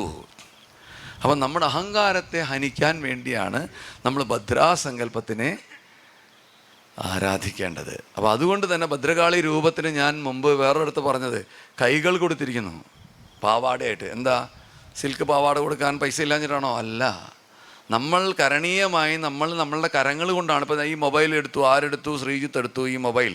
എന്തുകൊണ്ടാണ് എടുത്തത്? കൈ കൊണ്ടാണ് എടുത്തത്. ഈ കൈ കൊണ്ട് ഞാൻ എടുത്തു എന്നുള്ള ചിന്ത, കർത്തൃത്വബോധം, ഞാൻ ചെയ്തു എന്നുള്ള ചിന്ത എനിക്ക് തരുന്ന എല്ലാ പ്രക്രിയകളും മിക്കവാറും എൻ്റെ കൈകളിലൂടെയാണ് വരുന്നത്. അപൂർവം ചിലപ്പോൾ ആർക്കെങ്കിലും ഒരു ചവിട്ട് കൊടുത്താൽ ഞാൻ കാലുകൊണ്ട് ചവിട്ടി എന്ന് പറയാൻ പറ്റും. ബാക്കിയുള്ളതെല്ലാം കൈകൾ കൊണ്ടാണ് നമ്മൾ ചെയ്യുന്നത്. ആ കൈകളെ മുഴുവൻ നമ്മൾ കാളിക്ക് വെട്ടി സമർപ്പിച്ചു കൊടുത്ത്, എനിക്ക് വേണ്ട ഇനി എൻ്റെ കൈ, നിൻ്റെ കൈ മതി എനിക്ക് എന്ന് പറയുന്ന സങ്കല്പം. മുണ്ടമാലയും പിടിച്ച് കഴുത്ത് അരിഞ്ഞു പിടിച്ച് നിൽക്കുന്നു അമ്മ. എന്താ, എൻ്റെ അഹങ്കാരമാണ് ഞാൻ കൊടുത്തിരിക്കുന്നത് എൻ്റെ അമ്മയുടെ കയ്യിൽ. അപ്പോൾ പിന്നെ ഇനി എന്താ ഉള്ളത്? ഞാനല്ല, എൻ്റെ അമ്മയാണ് പ്രവർത്തിക്കുന്നതെന്നുള്ള ആ ഉദാത്ത സങ്കല്പമാണ് ഭദ്രകാളി സങ്കല്പം. അങ്ങനെ അഹങ്കാരം പൂർണ്ണമായി വെടിഞ്ഞ് മോക്ഷത്തിലെത്താനുള്ള ഏറ്റവും സുഖദമായ വഴിവെട്ടി വെച്ചിരിക്കുന്നു മാതൃഭാവത്തിൽ. ഇനി നേരത്തെ ഞാൻ പറഞ്ഞ ഒരു കാര്യം കൂടെ അതിനെക്കുറിച്ച് ഒന്ന് വിശദീകരിച്ചില്ലേ മറന്നുപോകും. ഈ സുഖദുഃഖേ സമീകൃത്വ, സുഖവും ദുഃഖവും ഒരുപോലെ ആയിരിക്കണം എന്ന് പറഞ്ഞു. ഞാൻ എൻ്റെ ഈ പോലീസിലെ സർവീസ് തുടങ്ങി കുറച്ച് കാലം കഴിഞ്ഞപ്പോൾ എന്നെ കുറച്ച് പേര് ചേർന്ന് ബോംബ് പറഞ്ഞ് ആശുപത്രിയിലാക്കി. ഞാൻ ഈ തലശ്ശേരി എന്ന് പറഞ്ഞ സ്ഥലത്ത് ജോലി ചെയ്യുമ്പോൾ അവിടെ ഒരു ക്രമസമാധാന പ്രശ്നമായിട്ട് ബന്ധപ്പെട്ടിട്ട് വെടിവെക്കേണ്ടി വന്നപ്പോൾ അവർ എന്നെ ബോംബ് പറഞ്ഞ് ഞാൻ ആശുപത്രിയിലായി കുറേ സർജറിയൊക്കെ വേണ്ടി വന്നു. ഒക്കെ കഴിഞ്ഞ് വീട്ടിൽ വന്നപ്പം എൻ്റെ അമ്മ, നേരത്തെ പറഞ്ഞ എസ് ശ്രീജിത്തിലെ സുഭദ്രാമ്മ, എൻ്റെ അമ്മയുടെ പേരാ സുഭദ്രാമ്മ. അപ്പോൾ ആ മാതൃഭാവത്തിന് ഞങ്ങൾ കുടുംബമായിട്ട് തന്നെ കൊടുക്കുന്ന ഒരു പ്രാധാന്യത്തിൻ്റെ ഭാഗം കൂടിയാണ് അമ്മയുടെ പേര് ഇനിഷ്യലായിട്ട് വെച്ചതെന്ന് കൂടെ മനസ്സിലാക്കണം. ഞാൻ എവിടെ പ്രസംഗിച്ചതും കൂടെ അദ്ദേഹം കേട്ട് കാണണം, അതുകൊണ്ടാണ് അതെടുത്ത് പറഞ്ഞത്. ഈ അമ്മ എന്ത് ചെയ്തെന്ന് വെച്ചാൽ, അമ്മ പറഞ്ഞു, ഇനി നിനക്ക് ഇങ്ങനെയുള്ള അനിഷ്ടങ്ങളൊന്നും ജീവിതത്തിൽ സംഭവിക്കാൻ പാടില്ല. അപ്പം ഞാൻ ഓമന പേരിട്ടപ്പോൾ അതിനൊരു പൂജ വേണം. അതൊരു 1.5 ദിവസം 2 ദിവസം നീണ്ടു നിൽക്കുന്ന ഒരു ഗംഭീര പൂജയായിരിക്കും. അത് കഴിഞ്ഞാൽ നമ്മളവിടെ ആ പൂജയുടെ അവസാനം ആകുമ്പോഴത്തേക്കും എന്താ പറയുക, ഗുരുതിയൊക്കെ ഉണ്ടാവും. അപ്പം നിൻ്റെ ദോഷങ്ങളൊക്കെ അങ്ങനെ തീരട്ടെ. അപ്പോൾ അന്ന് എനിക്ക് കഷ്ടിച്ച് ഒരു 5600 രൂപയാണ് ശമ്പളം കിട്ടണത്. ഈ ബോംബ് പൊട്ടി ആശുപത്രിയിലായതിനു ശേഷം ആ ശമ്പളവും തിന്നുപോയി. കാരണം പിന്നെ അത് ലോസ് ഓഫ് പേ ലീവിൽ മെഡിക്കൽ ലീവാണ്, അതൊക്കെ ഇനി ക്രമീകരിച്ച് വരാൻ സമയമെടുക്കും. ഇങ്ങനെ പണവും ഇല്ലാതിരിക്കുന്ന സമയത്ത് ഈ പൂജയ്ക്കെല്ലാം കൂടി 17,000 ഉറുപ്പ്യവും. അപ്പം ഞാൻ പറഞ്ഞു, ഇത് ഇത്ര വലിയ, അപ്പം ഞാനതിന് വിളിച്ച പേര് ബോംബ് നിവാരണ പൂജ എന്നാണ്. അപ്പോൾ ബോംബ് പറഞ്ഞത് ഇല്ലാണ്ടാക്കാൻ വേണ്ടിയിട്ടാണുള്ള പൂജയാണല്ലോ. അപ്പം അമ്മ പറഞ്ഞു, നീ പരിഹസിക്കരുത്. നമ്മൾ പരിഹസിക്കല്ല അമ്മ, പെട്ടെന്ന് മനസ്സിലാവാൻ വേണ്ടി പറയണതാണ് ബോംബ് നിവാരണ പൂജ. ഈ ബോംബ് നിവാരണ പൂജയ്ക്ക് പൈസ ഇല്ല എന്ന് പറഞ്ഞപ്പോൾ അമ്മ പോയിട്ട് പണയം വെച്ചിട്ട് വന്നു 17,000 ഉറുപ്പ്യ ഉണ്ടാക്കാൻ. ശരി, ഇനി എന്തെങ്കിലും ആയിക്കോട്ടെ, ഇനിയിപ്പോൾ അതുകൊണ്ട് ബോംബ് പൊട്ടണ്ട. 2 ദിവസം ഗംഭീരമായിട്ട് പൂജ നടന്നു. 3 തിരുമേനിമാർ വന്ന് അവർ ഒരുപാട് പ്രശ്നങ്ങളൊക്കെ നോക്കി. അവരൊരു ജ്യോതിഷ്യം വെച്ചു, പ്രശ്നം നോക്കും, ഒഴിവ് കണ്ട് വീണ്ടും പൂജ നടത്തണം. അങ്ങനെ നടത്തി പിറ്റേന്ന് വൈകുന്നേരം ഗുരുതിയായി. ഗുരുതിക്ക് പന്തൊക്കെ കൊളുത്തി എല്ലാം കഴിഞ്ഞപ്പം അതിൽ മുഖ്യ കാർമ്മികനായിട്ടുള്ള തിരുമേനി എന്നോട് പറഞ്ഞു, ഭഗവതി പൂർണ്ണമായി പ്രസാദിച്ചു വന്ന് നിൽക്കണം, ഇപ്പം പ്രാർത്ഥിക്കണം, എന്താ വേണ്ടതെന്ന് വെച്ചാൽ ഇപ്പം പ്രാർത്ഥിക്കണം. അപ്പോൾ അങ്ങനെ പറയുക, ഇത്തരത്തിലുള്ള അനിഷ്ടങ്ങളൊന്നും ഇനി എൻ്റെ ജീവിതത്തിൽ ഉണ്ടാകാൻ പാടില്ല, എനിക്ക് ഇനി ഇങ്ങനെ ബുദ്ധിമുട്ടുകൾ വരരുത്, എന്നെ ഭഗവതി അനുഗ്രഹിക്കണമെന്ന് മനസ്സൊരുക്കി പ്രാർത്ഥിക്കാൻ പറഞ്ഞു. ഞാൻ അദ്ദേഹത്തോട് പറഞ്ഞു, ബുദ്ധിമുട്ടാണെന്ന് പറഞ്ഞു. ഞാൻ പറഞ്ഞു, ബുദ്ധിമുട്ടാണ്, അങ്ങനെ പ്രാർത്ഥിക്കാൻ ബുദ്ധിമുട്ടാണെന്ന് പറഞ്ഞു. അപ്പോൾ അദ്ദേഹം പരമസാത്വികനായിട്ടുള്ള വളരെ നല്ലൊരു ഒരു ബ്രാഹ്മണൻ, ഉത്തമ ബ്രാഹ്മണനായിരുന്നു. അദ്ദേഹം എന്നോട് പറഞ്ഞു, ഈ നേരത്ത് അമ്മ എഴുന്നള്ളി നിൽക്കുമ്പോൾ അങ്ങനെ ധിക്കാരം പറഞ്ഞാൽ ശരിയായില്ല എന്ന് പറഞ്ഞു എന്നോട്. ഞാൻ പറഞ്ഞു, തിരുമേനി ക്ഷമിക്കണം, ഞാൻ ധിക്കാരം പറഞ്ഞതല്ല, ഞാൻ ഇതിനെക്കുറിച്ച് ചിന്തിച്ചിട്ട് പറഞ്ഞ കാര്യമാണ്. ആ ചിന്ത അങ്ങോട്ട് പറയാനുള്ള സ്വാതന്ത്ര്യം ഉണ്ടെങ്കിൽ ഞാൻ പറയാം എന്ന് പറഞ്ഞപ്പോൾ അദ്ദേഹം പറഞ്ഞു, പറഞ്ഞോളൂ. അപ്പം ഞാൻ പറഞ്ഞു, ഇപ്പോൾ പറഞ്ഞ അമ്മയും കേൾക്കുമല്ലോ അല്ലേ? കേൾക്കും, പറയുക. അപ്പം ഞാൻ പറഞ്ഞു, ഞാൻ ഈ പ്രോബബിലിറ്റിയും പെർമ്യൂട്ടേഷൻ കോമ്പിനേഷൻ എന്നൊക്കെ പറഞ്ഞ കുറേ സാധനങ്ങൾ കണക്കിൽ മാത്സ് പഠിക്കുമ്പോൾ പഠിച്ചിട്ടുണ്ട്. അപ്പോൾ ഈ പ്രോബബിലിറ്റി എന്താണെന്ന് ഞാൻ പെട്ടെന്ന് നിങ്ങൾക്ക് പറഞ്ഞുതരാം. നമ്മളൊരു നാണയം ഇട്ടാൽ ഒന്നീ ഹെഡ് വീഴും അല്ലെങ്കിൽ ടെയിൽ വീഴും. അപ്പോൾ അത് ഹെഡ് വീഴാനോ ടെയിൽ വീഴാനോ ഉള്ള സാധ്യത 50%. എന്ന് പറഞ്ഞാൽ ഒരു അനുഭവം നമുക്ക് ജീവിതത്തിൽ പോസിറ്റീവായിട്ട് തോന്നാനും നെഗറ്റീവായിട്ട് തോന്നാനുള്ള സാധ്യത 50-50. എനിക്ക് അനുഭവം, അതായത് ഒരു സിനിമയിൽ ജഗതി പറയുന്നുണ്ട്, എനിക്ക് തോന്നുന്നു താളവട്ടം എന്ന് പറഞ്ഞ സിനിമയിൽ ജഗതി സോമനോട് പറയുന്നുണ്ട്, തൻ്റെ അനാവശ്യം അവരുടെ ആവശ്യമായിരിക്കുന്നു. മനസ്സിലായില്ലേ? താൻ അനാവശ്യം എന്ന് പറയുന്ന സാധനം അവരുടെ, അതായത് സോമൻ്റെ മകള് ഒരാളുമായിട്ട് മോഹൻലാലുമായിട്ട് പ്രേമിച്ച് നടക്കുകയാണെന്നാണ് ഇളവെന്നൊക്കെ പറഞ്ഞ കഥ. അപ്പം അനാവശ്യം പറയരുതെന്ന് സോമൻ പറയുന്നു. ആരോട്? ജഗതി പറയുന്നു തൻ്റെ അനാവശ്യം അവരുടെ ആവശ്യമായിരിക്കും. ഇതാണ് ലോകത്തിൻ്റെ സ്ഥിതി. നമുക്ക് അനാവശ്യമാണെന്ന് തോന്നുന്നത് വേറൊരാൾക്ക് വലിയ ആവശ്യമായിരിക്കും. അതുകൊണ്ടാണല്ലോ സംഭവിക്കണേ. ഇപ്പം നമ്മളൊരു കൊലപാതകം നടക്കാതിരിക്കട്ടെ, കൊലപാതകയ്ക്കെതിരെ ആവശ്യം തോന്നുന്നുകൊണ്ടാണ് ചെയ്യണത്. ശരിയോ തെറ്റോ എന്നുള്ളതല്ല വിഷയം. അപ്പം നമുക്ക് ഏത് അനുഭവവും പോസിറ്റീവ് ആവാനും നെഗറ്റീവ് ആകാനും 50-50% ചാൻസ് ആണല്ലേ. കൊലപാതകിയുടെ പ്രവൃത്തി ശരിയല്ല എന്ന് കണ്ട് ഈ സമൂഹവും നമ്മളും അവനെ ശിക്ഷിക്കും, അത് വേറെ വിഷയം. പക്ഷേ അത് നെഗറ്റീവായിട്ട് അനുഭവത്തിൽ വരുന്ന ഒരാൾ മരിക്കുന്ന ആളാണ്. മറ്റേയാൾ എന്തോ ഒരു പോസിറ്റിവിറ്റി ഉണ്ടെന്ന് തോന്നിയിട്ടാണല്ലോ ആളത് ചെയ്യണം, അല്ലെങ്കിൽ ആൾ ചെയ്യില്ലല്ലോ. അത് തെറ്റോ ശരിയോ എന്ന് പിന്നീട് നമ്മുടെ സിസ്റ്റം വിലയിരുത്തുമ്പോഴും പോസിറ്റീവായിട്ടുള്ള അനുഭവങ്ങളൊക്കെ എനിക്ക് വരണം എന്ന് പറഞ്ഞാൽ, അപ്പോൾ ലോകത്ത് 100 അനുഭവങ്ങൾ ഒരാൾക്കുണ്ടെങ്കിൽ അതിൽ 50 എണ്ണം നല്ലതും 50 എണ്ണം ചീത്തയാവും. നിങ്ങൾ തന്നെ നിങ്ങളുടെ ജീവിതം ഒന്ന് വിലയിരുത്തി നോക്കുക. തിരിഞ്ഞു നോക്കിയാൽ നിങ്ങൾക്ക് സന്തോഷം മാത്രമേ കിട്ടിയിട്ടുള്ളൂ എന്ന് ചോദിച്ചാൽ അല്ല. എന്നാൽ സങ്കടം മാത്രമേ കിട്ടിയിട്ടുള്ളൂ എന്ന് വെച്ചാൽ അതുമല്ല. മിക്കവാറും എല്ലാവർക്കും, ഒരുവിധപ്പെട്ടവർക്കൊക്കെ പകുതി വീതിച്ചാണ് കിട്ടാറുള്ളത്. അപ്പം അങ്ങനെ ഇരിക്കുമ്പോൾ എനിക്ക് ബോംബ് പൊട്ടരുത് എന്ന് പറഞ്ഞാൽ ബോംബ് പൊട്ടി എനിക്ക് അപകടം സംഭവിക്കുക എന്ന് പറയുന്ന ഈ ലോകത്തുള്ള ഒരു സംഭവമാണ്. അത് എനിക്ക് സംഭവിക്കരുതെന്ന് പറഞ്ഞാൽ പിന്നെ ആർക്ക് സംഭവിക്കും? ആ സംഭവം അവിടെ ഉണ്ടല്ലോ, അത് വേറെ ആർക്കെങ്കിലും പോവില്ലേ? അപ്പം ഞാൻ ചോദിച്ചു, എനിക്ക് സംഭവിക്കരുതെന്ന് ഞാൻ പറഞ്ഞാൽ അതിൻ്റെ വ്യംഗ്യം എന്താണ്? വേറെ ആർക്കെങ്കിലും സംഭവിച്ചോട്ടെ എന്ന് തന്നെയല്ലേ? അതെങ്ങനെയാണ് ഞാൻ ഭഗവതിയോട് പ്രാർത്ഥിക്കുക? എനിക്ക് സത്യം പറഞ്ഞാൽ സന്തോഷമാണ്. ഞാനും അന്ന് എൻ്റെ കൂട്ടത്തിലുള്ളൊരു 7 പോലീസുകാരും ഉണ്ടായിരുന്നു. ഞാൻ ഓടിയപ്പോൾ ഞാൻ മുമ്പിലായിപ്പോയി, അവരിത്തിരി പുറകിലായിപ്പോയതുകൊണ്ട് എനിക്ക് മാത്രം പറ്റി. ഒന്ന് തിരിച്ചാലോചിച്ച് നോക്കൂ, എനിക്കൊന്നും പറ്റിയില്ല, അവർക്കാണ് പറ്റിയെന്ന് വെച്ചാൽ എൻ്റെ മനസ്താപം എന്ന് തീരും? അപ്പം അതുകൊണ്ട് എനിക്ക് മാത്രമായിട്ടൊരു പ്രാർത്ഥന നടത്താൻ എനിക്കിതിരി ബുദ്ധിമുട്ടുണ്ട്, അല്ല ഞാൻ ധിക്കാരം പറഞ്ഞതല്ല എന്ന് പറഞ്ഞു. അപ്പോൾ ആ തിരുമേനി എന്നോട് വളരെ സ്നേഹമസ്ത്രമായിട്ട് പറഞ്ഞു, അങ്ങ് ഇത്രയൊക്കെ ആലോചിച്ചു എന്ന് ഞാൻ അറിഞ്ഞില്ല, എന്തായാലും അങ്ങേക്ക് പറ്റുന്ന പ്രാർത്ഥന എന്നാൽ നടത്തൂ എന്ന് പറഞ്ഞു. അപ്പോഴത്തേക്ക് എൻ്റെ അമ്മ അവിടെ നിന്ന് പറയുന്നുണ്ട്, ഇവനൊരു കാലത്ത് മനസ്സമാനം തരില്ല, ഇവനെ കൊണ്ട് സ്വൈരക്കേടായി, ഇവനോട് എന്ത് പറഞ്ഞു, ഇവനോട് എത്ര പൈസയിൽ വാക്കിലും നന്നാവില്ല. അതവിടെ ഒരു ഭാഗത്ത് ഞാൻ നടക്കുന്നുണ്ട്. അപ്പം ഞാൻ പറഞ്ഞു, അന്ന് കേരള പോലീസിൻ്റെ എണ്ണ ഏകദേശം ഒരു 55,000 ആൾക്കാർ വരും. കേരള പോലീസിൽ വരുന്ന 55,000 ആൾക്കാർക്ക്, സേനാംഗങ്ങൾക്കും ഇനി ഇങ്ങനെ ഒരു ദുരനുഭവം ഉണ്ടാകാതിരിക്കണമേ എൻ്റെ അമ്മേ എന്ന് ഞാൻ പ്രാർത്ഥിച്ചു കഴിഞ്ഞപ്പോൾ അദ്ദേഹം പറഞ്ഞു, അമ്മ പ്രാർത്ഥന കേട്ടു, എല്ലാം ശുഭമായി മംഗളായി നന്നായി എന്നൊക്കെ പറഞ്ഞു. അത് കഴിഞ്ഞ് അദ്ദേഹം വന്ന് വരാന്തയിലിരുന്നിട്ട് മുറുക്കുകയാണ്. പൂജയൊക്കെ കഴിഞ്ഞു. അപ്പോൾ അദ്ദേഹം പറഞ്ഞു, ഇനി ഞാൻ അങ്ങയോട് ഒരു സംശയം ചോദിച്ചോളട്ടെ. അങ്ങിപ്പോൾ അങ്ങേക്ക് സംഭവിക്കുന്നത് മാത്രമായിട്ട് ഒഴിവാക്കാൻ പറ്റില്ല, സേനാംഗങ്ങൾക്ക് എല്ലാവർക്കും വേണമെന്ന് പറഞ്ഞു. അപ്പം കേരള പോലീസിലുള്ള 55,000 ആൾക്കാർക്ക് ഒന്നും സംഭവിക്കരുതെന്ന് അങ്ങ് പറഞ്ഞാൽ ഗുജറാത്ത് പോലീസിലുള്ളവർക്ക് ആയിക്കോട്ടെ എന്നാണോ വ്യംഗ്യം? ശരിയാണല്ലോ. അപ്പം ഇനി ഗുജറാത്ത് പോലീസും കേരള പോലീസിനും പറ്റില്ല എന്ന് പറഞ്ഞു കഴിഞ്ഞാൽ എന്നാൽ പിന്നെ ഇനി മഹാരാഷ്ട്ര പോലീസിലായിക്കോട്ടെ എന്നാണോ? അല്ല, അങ്ങയോട് സംശയം ചോദിച്ചു എന്നേ ഉള്ളൂ. അപ്പം ഞാൻ പറഞ്ഞു, അങ്ങ് അത്രയും ചിന്തിക്കാൻ എനിക്ക് പറ്റിയില്ലല്ലോ എന്നുള്ള. അങ്ങനെയായിരുന്നു ഞാൻ ഒന്നും പ്രാർത്ഥിക്കില്ലായിരുന്നു. ഭഗവാനേ നീ തന്നെ തുണ എന്നുമല്ലാതെ വേറൊരു പ്രാർത്ഥനയുടെയും ആവശ്യമില്ല എന്ന് പറഞ്ഞതിൻ്റെ താല്പര്യം എന്താണ്? നമ്മളിവിടെ വന്ന ദിവസം അമ്മേ എനിക്ക് അത് തരണേ ഇത് തരണേ എന്ന് പറയണ്ട. നിങ്ങൾ പോയി സാഷ്ടാംഗം സമർപ്പിക്കുക. സ്വയം സമർപ്പിക്കാൻ തയ്യാറാകുന്നതിൻ്റെ ഭാഗമായിട്ടാണ് വഴിപാടുകൾ. വഴിക്കുള്ള പാട് തീർക്കുകയാണ്, മനസ്സിലാവുണ്ടോ?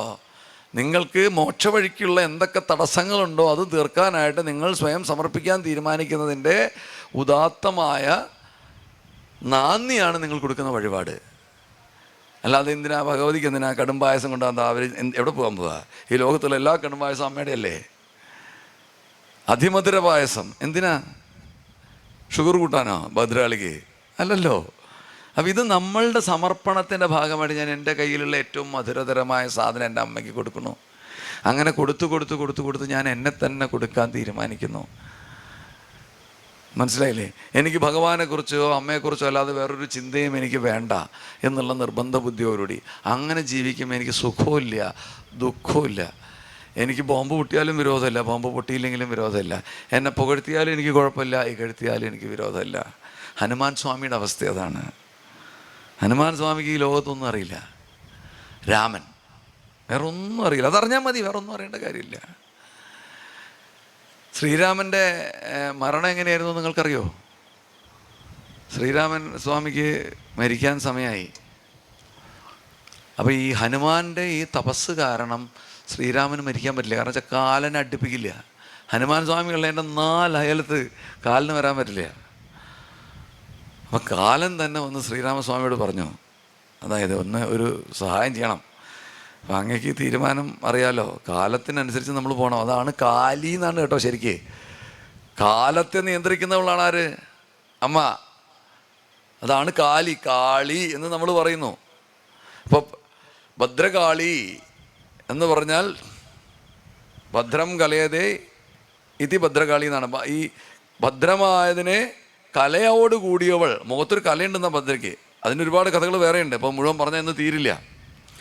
ഖണ്ഡാകർണൻ വന്ന് ദേവിയുടെ ശരീരം മുഴുവൻ നക്കിയെന്നാണ് ദാരുകവധത്തിനിടയ്ക്ക്. ഖണ്ഡാകർണനും ഭദ്രകാളി സഹോദരി സഹോദരന്മാരായതുകൊണ്ട് ഭദ്രകാളിയുടെ മുഖത്ത് അദ്ദേഹം നക്കിയില്ല. അതാണ് കലയുള്ളവളാണ്. വസൂരി കലയുണ്ട് മുഖത്ത്. അപ്പോൾ അതോടെ കേട്ടോ, ഇത് പറയട്ടെ, മറന്നു അല്ലെങ്കിൽ. അപ്പം എന്താ ഞാൻ പറഞ്ഞിട്ട് മറന്നു മുന്നേ ശ്രീരാമസ്വാമിയുടെ അടുത്ത് യമധർമ്മൻ വന്ന് പറഞ്ഞു, ഭഗവാനെ അങ്ങേ കൊണ്ടുപോകാൻ നേരമായി, ഈ വിദ്വാൻ ഉണ്ടെങ്കിൽ ഈ പണി നടക്കില്ല, എങ്ങനെയെങ്കിലും അങ്ങ് തന്നെ അതിന് വഴിയുണ്ടാക്കി തരണം. അപ്പോൾ ശ്രീരാമചന്ദ്രൻ എന്ത് ചെയ്തു എന്ന് വെച്ചാൽ,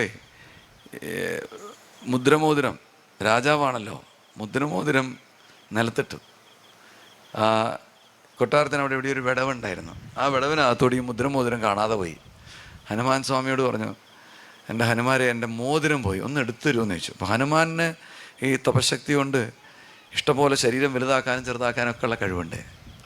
അത് വളരെ ചെറുതായിട്ട് ഈ ഓട്ടയെക്കൂടെ ഉള്ളിലേക്ക് ഇറങ്ങി നേരെ പാതാള ലോകത്തേക്കാണ് എത്തിയെന്നാണ് പറയുന്നത്. അപ്പോൾ അവിടെ വാസുകി, നമ്മുടെ ശിവൻ്റെ സ്വന്തം ആളായ വാസുകി, അദ്ദേഹം അവിടെ കാത്തിരിക്കുകയാണ്. ആരെ? ഹനുമാനെ ആദരിച്ചു, പഴമൊക്കെ കൊടുത്തു, പാലൊക്കെ കൊടുത്തു. അപ്പോൾ ഹനുമാൻ പറഞ്ഞു, എനിക്ക് നേരമില്ല, എൻ്റെ സ്വാമിയുടെ മോതിരം പോയിട്ടുണ്ട്, ആ മോതിരം ഒന്ന് എടുക്കാൻ വന്നതാണ്. അപ്പോൾ അത് എടുത്ത് സ്വാമിയെ ഏൽപ്പിച്ചിട്ട് ഞാൻ വീണ്ടും നിങ്ങളുടെ ഇതൊക്കെ സ്വീകരിക്കാൻ വരാം. അപ്പം വാസുകി പറഞ്ഞു, മോതിരം എടുക്കണമെങ്കിൽ ഇതാ അങ്ങോട്ട് പോയി നോക്കിക്കോളൂ, അവിടെയാണ് മോതിരം കിടക്കണേന്ന് പറഞ്ഞു.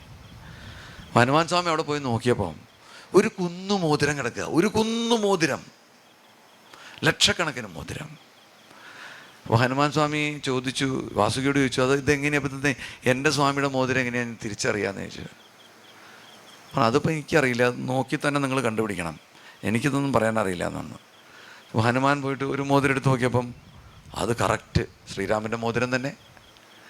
അപ്പോൾ ഒന്നും കൂടി അപ്പുറത്തേക്ക് നോക്കിയപ്പം അടുത്ത് കിടക്കുന്ന എല്ലാ മോതിരങ്ങളും ശ്രീരാമൻ്റെ മോതിരം തന്നെ. ഈ കുന്നു മുഴുവൻ ശ്രീരാമൻ്റെ മുദ്രമോതിരം തന്നെ. അപ്പോഴാണ് ഹനുമാൻ സ്വാമിക്ക് ഇത് മനസ്സിലായത്. എന്താണെന്നറിയോ, ഇത് ഈ ചതുർയുഗങ്ങൾ എന്ന് പറഞ്ഞാൽ ഒരുപാട് തവണ ആവർത്തിക്കപ്പെടുന്ന കഥകളാണ്, വീണ്ടും വീണ്ടും. അതായത് ഈ മന്വന്തരത്തിൽ 28ാമത്തെ മന്വന്തരാണിതെന്നാ, ഈ മന്വന്തരത്തിൽ 28ാമത്തെ ചതുർയുഗമാണിതെന്നാ, 28ാമത്തെ എന്ന് പറഞ്ഞാൽ 27 ശ്രീരാമന്മാർ 27 ഹനുമാന്മാരും മുമ്പ് കഴിഞ്ഞു. അതാണ് ലളിതാ സഹസ്രനാമത്തിൽ പറയുന്ന മഹേശ്വര മഹാകൽപ്പ മഹാതാണ്ഡവ സാക്ഷിണി. മഹാതാണ്ഡവം നടക്കും പ്രളയത്തിൻ്റെ അവസാനം. ഈ ഹനുമാൻ ഈ മോതിരം എടുത്ത് തിരിച്ചു കൊണ്ടുപോകാൻ നോക്കുന്ന നേരം കൊണ്ട് ശ്രീരാമസ്വാമി ദേഹത്യാഗം ചെയ്ത് യമധർമ്മൻ്റെ കൂടെ പോയി എന്നാണ് കഥ. കഥ സത്യമോ കള്ളമോ ഐതിഹ്യമോ എന്നുള്ളതല്ല വിഷയം. ഇത് ഒരു പുനരാവർത്തനമാണ്. നിങ്ങളൊക്കെ ഇവിടെ ഇതിന് മുമ്പും ജീവിച്ചിരുന്നു എന്നാണ് നമ്മളൊക്കെ, എന്നാണ് നമ്മുടെ ശാസ്ത്രങ്ങളിൽ പറയുന്നത്. അപ്പോൾ എന്ന് പറഞ്ഞാൽ ഇതിനൊന്നും വലിയ പ്രസക്തിയില്ല എന്ന് മനസ്സിലാക്കണം. നമ്മളിവിടെ 5 കോടി ഉറുപ്പ്യ ഉണ്ടാക്കി, 10 കോടി ഉറുപ്പ്യ ഉണ്ടാക്കി, വലിയ ആളായി, വലിയ പേരെടുത്തു, മരിക്കുമ്പം 6 അടി മണ്ണ്, വേറൊന്നും ബാക്കിയില്ല. പക്ഷെ അവിടെ തീരണമില്ല. കാരണം എന്താ? തീരുന്നില്ല എന്നുള്ളത് ശാസ്ത്രീയമായി തെളിയിക്കപ്പെട്ടിട്ടുള്ള കാര്യമാണ്. Energy can neither be created not destroyed. ഫിസിക്സിലെ തത്വമാണ്. ഊർജം, ഇപ്പം ഞാനിപ്പോൾ സംസാരിക്കുന്നത് എൻ്റെ ഊർജ്ജമാണ്. ഇപ്പം ഞാൻ മരിച്ചു പോയാൽ ഈ ഊർജം എവിടെ പോവും? എവിടെയും നശിച്ചു പോവില്ല. അപ്പോൾ ഊർജം എന്നുള്ള നിലയ്ക്ക് അതിനെയാണ് നമ്മൾ എന്ത് പറയണത്? സൂക്ഷ്മ ശരീരം എന്ന് പറയണത്. ആ സൂക്ഷ്മ ശരീരത്തിനെ പോഷിപ്പിക്കാനാണ് നമ്മൾ ക്ഷേത്ര ദർശനം നടത്തുന്നത്. ഇപ്പം ഞാൻ ഇത്രയൊക്കെ ഭദ്രകാളി സങ്കല്പത്തെക്കുറിച്ച് പറഞ്ഞാൽ മതി എന്നാണ് ഞാൻ കരുതുന്നത്. ഇനിയും പറയണമെങ്കിൽ ഇഷ്ടം പോലെയുണ്ട്. നിങ്ങൾക്കിനി എന്തെങ്കിലും പ്രത്യേകിച്ച് അറിയാനുണ്ടെങ്കിൽ, ചോദിക്കാൻ താല്പര്യമുണ്ടെങ്കിൽ ചോദിക്കാം. എന്ത് വേണമെങ്കിലും ചോദിക്കാം. ഇപ്പം ഞാൻ ഈ പറഞ്ഞ ഞാൻ 2 തത്വങ്ങളാണ് നിങ്ങളോടൊന്ന് പറഞ്ഞു തന്നത്, പ്രധാനപ്പെട്ട 2 തത്വങ്ങൾ. ഒന്ന്, സുഖവും ദുഃഖവും ഒരുപോലെ ആയിരിക്കണം. അതിൻ്റെ കാരണം എന്താണെന്ന് വെച്ചാൽ, സുഖം എത്രയുണ്ടോ അത്ര തന്നെ ദുഃഖവും ഈ പ്രപഞ്ചത്തിലുണ്ട്. അതിൽ സുഖം മാത്രം എനിക്ക് മതിയെന്ന് ഞാൻ ചിന്തിച്ചാൽ ദുഃഖം മുഴുവൻ മറ്റുള്ളവർക്ക് കിട്ടിക്കോട്ടെ എന്നാണ് നമ്മൾ പറയാതെ പറയണത്. അത് എത്ര വലിയ അന്യായമാണ്. നമ്മൾ മറിച്ച് ചിന്തിക്കേണ്ടതും പറയേണ്ടതെന്ന് വെച്ചാൽ, സുഖവും ദുഃഖവും ഒക്കെ ഒരുപോലെ വരുമ്പോൾ ആ ദുഃഖം താങ്ങാനുള്ള കെൽപ്പ് എനിക്ക് നീ തരണേ എൻ്റെ അമ്മേ, എൻ്റെ കൂടെ നീ ഉണ്ടാവണേ അമ്മേ, എൻ്റെ കയ്യും കാലും തലയൊക്കെ നീ എടുത്തോ, നീ ഞാനായിട്ട് നിന്ന് സപര്യാപര്യായ സ്തവ ഭവതു എന്മേ വിലസിതം, നീ എന്നിലും ഞാൻ നിന്നിലും വിലസിക്കുന്നതിൻ്റെ പര്യായങ്ങളായിട്ട് ഈ പ്രപഞ്ചത്തെ മുഴുവൻ കണ്ടുകൊണ്ട്, പ്രപഞ്ചത്തിലെ എല്ലാ അനുഭവങ്ങളെയും കണ്ടുകൊണ്ട് എനിക്ക് ജീവിച്ച് തീർക്കാൻ സാധിക്കണേ. നിൻ്റെ മുമ്പിൽ നിൻ്റെ ഏറ്റവും എളിയവനായി, നിൻ്റെ കൂട്ടത്തിലുള്ള ഏറ്റവും എളിയവനായി നിൻ്റെ അരികെ ഇരിക്കാൻ എനിക്ക് പറ്റണേ എന്ന് ചിന്തിക്കാൻ നമുക്ക് സാധിക്കണം. അങ്ങനെ ചിന്തിക്കാൻ സാധിക്കാനായിട്ട് നിരന്തര ജപം വേണം. ഞാൻ നേരത്തെ പറഞ്ഞ ജൽപ്പനം വേണ്ട, വായി തോന്നുന്ന വിളിച്ച് പറയാനല്ല. നല്ലപോലെ ആലോചിച്ച്, ഈ നാക്കിന് ചുറ്റും ഇത്രയും പല്ലിനടിച്ച് വെച്ചിരിക്കണം, മതിൽ കെട്ടി വെച്ചിരിക്കുക ഭഗവാൻ. സൃഷ്ടാവ് നിങ്ങളുടെ നാവിന് ചുറ്റും പല്ലടിച്ച് വെച്ചിരിക്കുന്ന ആവേശത്തിനെ പുറത്തിറങ്ങാവോ? സൂക്ഷിക്കാതെ പുറത്തിറങ്ങി പലപ്പോഴും നമ്മൾ അയ്യോ നാവ് കടിച്ചു പോയി എന്ന് പറയില്ലേ? എന്താണ്? സൂക്ഷിച്ചേ നാക്ക് പുറത്തിടാവൂന്നാണ്. പക്ഷെ നമ്മളെന്താ ചെയ്യുന്നത്? ഏറ്റവും സൂക്ഷ്മതയില്ലാതെ ഉപയോഗിക്കുന്നൊരു സാധനമാണ് നാവ് എന്ന് പറഞ്ഞാൽ. ത്യാഗരാജസ്വാമികൾ പണ്ട് പറഞ്ഞിട്ടുണ്ട്, 96 കോടി തവണ രാമ എന്ന് ഉച്ചരിച്ചാൽ രാമനെ കണ്ടിരിക്കും. വളരെ എളുപ്പമല്ലേ? 96 കോടി തവണ രാമ എന്ന് പറഞ്ഞാൽ രാമനെ കാണാലോ. അദ്ദേഹം പറഞ്ഞാൽ അദ്ദേഹം കണ്ടത് എങ്ങനെയാണെന്ന് പറയണേ. ശരി, 96 കോടി രാമ എന്ന് ജപിക്കണമെങ്കിലുള്ള അധ്വാനം എന്താണെന്ന് നിങ്ങൾക്കറിയോ? രാമ രാമ രാമ രാമ രാമ രാമ രാമ രാമ രാമ രാമ രാമ രാമ രാമ രാമ രാമ രാമ 16 രാമയായി. 4 സെക്കൻഡ് വേണം എന്ന് പറഞ്ഞാൽ 12 വർഷം ശരാശരി 13 മുതൽ 14 മണിക്കൂർ വരെ രാമനാമ ജപമല്ലാതെ വേറൊന്നും ചെയ്യാതിരുന്നാൽ മാത്രമാണ് നിങ്ങൾക്ക് 96 കോടി ആവാൻ പറ്റുള്ളൂ. എന്ന് പറഞ്ഞാൽ നിരന്തര ജപം, ഭഗവാനിൽ തന്നെ മനസ്സ് സമർപ്പിച്ച് ചിന്തിക്കുക, നടക്കുക, ഇരിക്കുക. ഇനി ജപം പറ്റിയില്ലാത്ത സമയമാണെന്ന് വെച്ചോളൂ, ഭഗവാനെക്കുറിച്ച് തന്നെ ചിന്തിച്ചുകൊണ്ടേയിരിക്കുക. ഈശ്വര ചിന്ത തന്നെ മനസ്സിലുണ്ടാവുക എന്ത് ചെയ്യുമ്പോഴും. അങ്ങനെ വന്നു കഴിഞ്ഞാൽ കുറേ കഴിഞ്ഞാൽ ഭഗവാൻ എന്ത് ചെയ്യുന്നറിയോ? ഇപ്പം എനിക്ക് സംഭവിച്ച പോലെയൊക്കെ ചിലത് സംഭവിക്കും. ഞാനങ്ങനെ നിരന്തര ചിന്ത ആയിട്ടില്ല, എന്നാൽ പോലും നിരന്തരം ചിന്തിക്കണമെന്ന് ചിന്തിച്ചു തുടങ്ങിയിട്ടേ ഉള്ളൂ. അപ്പോൾ എന്ത് വരും വെച്ചിട്ടുണ്ടെങ്കിൽ, ശാസ്താവ് നിന്നിട്ട് ശബരിമലയിലെ ബന്ധവസ്തൊക്കെ ചെയ്യും. എന്നിട്ട് പറയും, നീ പേരെടുത്തോടാന്ന് പറയും. നീ എന്നെ ഇടയ്ക്ക് വിളിക്കണമല്ലേ, നീ കുറച്ച് വലിയ ആളായി നടന്നോ. ഭദ്രകാളി നമ്മുടെ കാര്യങ്ങളൊക്കെ ചെയ്തു തരും. എന്നിട്ട് ഭദ്രകാളിയുടെ പ്രസിഡന്റിനോട് പറയും, ഇയാളെ കുറച്ച് പോഴ്ത്തിയെ കിട്ടാ, അയാൾ സന്തോഷിച്ചോട്ടെ എന്ന് പറയും. ഇതൊക്കെ ഇതിൻ്റെ കൂട്ടത്തിൽ നടക്കും. ഇതൊന്നും കണ്ട് ഭ്രമിക്കരുതേ. നമ്മൾ പാട്ട് പാടുന്ന പാട്ട് കൊള്ളൂലെങ്കിലും ആൾക്കാർ പറയും നല്ല ഗംഭീര പാട്ടാ സാറേ. അപ്പം ഇതെല്ലാം ഭഗവാന്റെ ലീലകളായിട്ട് കണ്ടുകൊണ്ട്, അമ്മ നമ്മളെ കളിപ്പിക്കുന്നതായിട്ട് കണ്ടുകൊണ്ട് ആ ലീലകളിൽ ആനന്ദിച്ചു കൊണ്ട് ജീവിക്കാൻ പഠിക്കുക എന്നുള്ളതാണ്. അങ്ങനെ പഠിക്കാൻ വേണ്ടിയിട്ട് സുഖവും ദുഃഖവും ഒരുപോലെ ആയിരിക്കണം. സുഖം മാത്രം കിട്ടണമെന്ന് ഒരിക്കലും ആഗ്രഹിക്കരുത്. ദുരിതങ്ങൾ അകറ്റണേ എന്ന് പറയരുത്, മറിച്ച് എന്ത് പറയണം? ദുരിതങ്ങളെ തരണം ചെയ്യാനുള്ള, ദുരിതങ്ങൾ തൃണമാവാനായിട്ട് ഉള്ള ശേഷി നീ എനിക്ക് തരണേ, നീ എൻ്റെ കൂടെ ഉണ്ടാവണേ എന്നാണ് നമ്മൾ പറയേണ്ടത്. അങ്ങനെ പറഞ്ഞുകൊണ്ട് നിരന്തര തപസ്വികളായി ജീവിക്കാൻ നിങ്ങൾക്കെല്ലാവർക്കും അനുഭവം ഉണ്ടാവട്ടെ, സന്തോഷം ഉണ്ടാവട്ടെ, സാധ്യമാവട്ടെ എന്ന് പറഞ്ഞുകൊണ്ട് ഈ വിഷയം ഇനിയിപ്പം നാളെ രാവിലെ വരെ പറയാൻ പറഞ്ഞാൽ ഞാനിങ്ങനെ പറഞ്ഞുകൊണ്ടിരിക്കും. ഒരുപാട് ഒരുപാട് ഒരുപാട് ഒരുപാട് കഥകളും ഉപകഥകളും ഇതിനെക്കുറിച്ച് പറയാനുണ്ട്. എന്തായാലും ഇങ്ങനൊരു അവസരം ഒരു പോലീസുകാരന് തരണമെന്ന് തീരുമാനിച്ച നിങ്ങളുടെ ചങ്കൂറ്റത്തെ ഞാൻ ബഹുമാനിക്കുന്നു. ഒരു ആധ്യാത്മിക പ്രഭാഷണം നടത്താൻ പോലീസുകാരൻ വേണം എന്ന് നിങ്ങൾ വിചാരിച്ചെങ്കിൽ അത് ഇവിടുത്തെ സംഘാടക സമിതിയുടെ നിസ്തുലമായ ചങ്കൂറ്റമാണെന്നുള്ളതിനെക്കുറിച്ച് എനിക്ക് പറയാതിരിക്കാൻ വയ്യ. അതുകൊണ്ട് പോലീസ് സേനയുടെ പേരിൽ, എൻ്റെ വ്യക്തിപരമായ പേരിലും ഇതൊരു ബഹുമതിയായി അംഗീകരിച്ചുകൊണ്ട് ഞാൻ ഈ പറഞ്ഞ എന്തെങ്കിലും നിങ്ങളുടെ മനസ്സിനെ സ്പർശിച്ചെങ്കിൽ ചാരിതാർത്ഥ്യത്തോടുകൂടി അമ്മയെ വിളിക്കാനുള്ള മനസ്സ് കൂടുതൽ കൂടുതൽ ശക്തമായി വിളിക്കാനും സ്മരിക്കാനുള്ള മനസ്സ് നിങ്ങൾക്ക് ഓരോരുത്തർക്കും ഉണ്ടാവട്ടെ എന്ന് പ്രാർത്ഥിച്ചുകൊണ്ട് ഞാൻ നിർത്തിക്കോട്ടെ. ഇനി എന്തെങ്കിലും നിങ്ങൾക്ക് അറിയാനുണ്ടെങ്കിൽ ചോദിക്കാം, ഇല്ലെങ്കിൽ ഞാൻ നിർത്തുകയാണ്. ഇനിയിപ്പോൾ ഇത് കഴിഞ്ഞ് പിന്നീട് എന്നോട് ചോദിച്ചാലും എനിക്ക് സന്തോഷം തന്നെയാണ്. ഞാൻ ഈ ചോദിച്ചതിനെക്കുറിച്ച് എന്തെങ്കിലും പറഞ്ഞതിനെക്കുറിച്ച് എന്തെങ്കിലും അവ്യക്തതകളുണ്ടെങ്കിൽ, എന്തെങ്കിലും കൂടുതൽ അറിയാനുണ്ടെന്ന് തോന്നുകയാണെങ്കിൽ എപ്പോൾ വേണമെങ്കിലും എന്നെ ബന്ധപ്പെട്ടാൽ, എപ്പോൾ വേണമെങ്കിലും ബന്ധപ്പെട്ടാൽ. ഞാൻ ഇപ്പോൾ ഇങ്ങനെ ഇപ്പോൾ സംസാരിച്ചുകൊണ്ടിരിക്കുമ്പോൾ വരുന്നൊരു 15 ഫോൺ ഇപ്പോൾ കട്ട് ചെയ്തിട്ടുണ്ട്. അതിനർത്ഥം എനിക്ക് താല്പര്യമില്ല എന്നല്ല. എൻ്റെ സൗകര്യത്തിന് നിങ്ങൾ വിളിക്കണം. വിളിച്ചാൽ സന്തോഷം, കണ്ടാൽ അതിലും സന്തോഷം. എനിക്ക് ഓർമ്മ കിട്ടിയില്ലേ പറഞ്ഞാൽ മതി. അന്ന് നിങ്ങൾ സാറ് കരുമാല്ലൂർ വന്നില്ലേ, അന്ന് അവിടെ ആ സദസ്സിലുണ്ടായിരുന്ന ഒരാളാണ് ഞാൻ. എനിക്ക് ഇന്ന കാര്യം അറിയണമെന്ന് പറഞ്ഞാൽ സന്തോഷമായിരിക്കും. എന്താ കാര്യം എന്നറിയോ? ഞാൻ എന്തെങ്കിലും പറഞ്ഞു തന്നിട്ട് ഒരു പ്രചോദനം ഉൾക്കൊണ്ടിട്ട് നിങ്ങളാരെങ്കിലും അമ്മയെ കണ്ടാലുള്ള അവസ്ഥ എന്താ? അതിന് കാരണക്കാരൻ ഞാനായില്ലേ? ചെറിയ കാര്യമാണോ അത്? അപ്പോൾ അതിനുള്ള കാരണക്കാരനാവാനായിട്ടുള്ള ചാരിതാർത്ഥ്യം എനിക്കുണ്ടാവാനുള്ള സൗകര്യം ഉണ്ടാക്കി തരണം എന്ന് പറഞ്ഞുകൊണ്ട് നിർത്തുന്നു. നന്ദി, നമസ്കാരം. വളരെ ലളിതമായ ഭാഷ